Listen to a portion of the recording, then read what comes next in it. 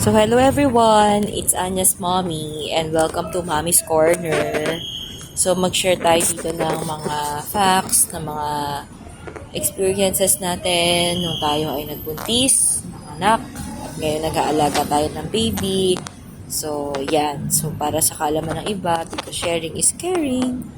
So, 10 facts about Anya. So, 1, pinanganak ko siya nang may tubig pa siya sa loob. So, normal delivery na emergency CS. Last minute, nagpa-emergency CS na ako. Hindi kasi bumababa yung, tawag dito, yung ulo ni Anya. So, biniyak ako, emergency CS, may tubig pa siya sa loob. So, yung baby, yung ganito, yung baby na may tubig pa sa loob, ganun pinanganak si Anya. And then, number 2, sa PGH ko siya pinanganak, emergency CS. Tapos, pakalakas ang boses niya nung first time niyang maligo sa hospital. And then, emergency CS ako. So, public siya. Kinasas ko lang is more or less 7,000 sa hospital. Dahil dun sa mga anesthesia. Pero since public siya, wala tayong binayaran dahil sa PhilHealth din.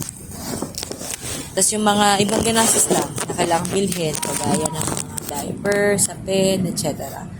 Number 3, napakagaling yung tsumempo kasi yung doktor na nagpaanak sa akin is, yun yung doktor na unang-unang nag-check up sa akin.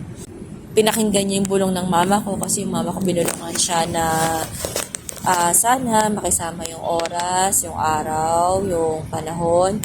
Pinanganak si Anya ng weekend, umaga, walang pasok, weekend. So, yun, napakapabor ng bata na yun. And then, number 4, Year of the Dragon si Anya, since 2024 baby siya.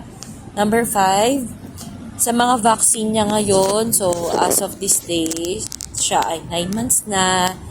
So, hindi siya nilalagnat sa kanya ng vaccine. Napaka-basic lang ng vaccine sa kanya. Napaka-bilis niya lang. Yung pagtusok lang talaga, iiyak siya doon. Pero, after nun, wala na. Lahat ng vaccine, hindi siya nilagnat or whatsoever. Number 6, siya ay baby girl na sobrang lakas niyang bata, sobrang strong niya. Tapos, para siyang boy. So, may hikaw naman na siya ngayon. Para siyang boy, parang pamuhoks yung buhok niya nung pinanganak ko siya. Tapos, number 7, malaki yung kamay at paa niya. As in, malaking baby kasi siya, kaya emergency CS din. So, malaking baby, malaki ang kamay at paa. Mana sa nanay at sa tatay. Tapos, number 8, ayaw niya ng patatas. Ay, yung patatas lang. Yung mga mashed potato, ganun. Ayaw niya. Pero pag hinaluan mo na ng mashed potato with Cerelac, favorite niya is Cerelac.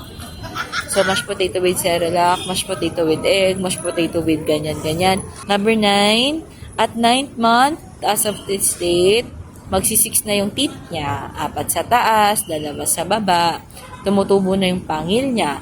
So, 2 sa baba, 1 sa taas na malaki, lumalabas na yung isa pang malaki sa taas, at saka yung 2 magkabila ang katabi. So, ayan. Number 10, magaling tsumempo sa lahat ng bagay. So, magmula dun sa pinanganak ko siya, sa PGH, sa oras na dumating kami, wala ganong pasyente, wala ganong nasa emergency. Tapos yung doktor na tiyempong naka-duty, yung unang-unang nag-check up sa akin, which is dire-diretso lang din. Tapos, lahat, ang galing-galing yung tiyempo ng bata na yan. Mapadoktor, ng panahon, yung oras, maaraw, umaga, walang pasok.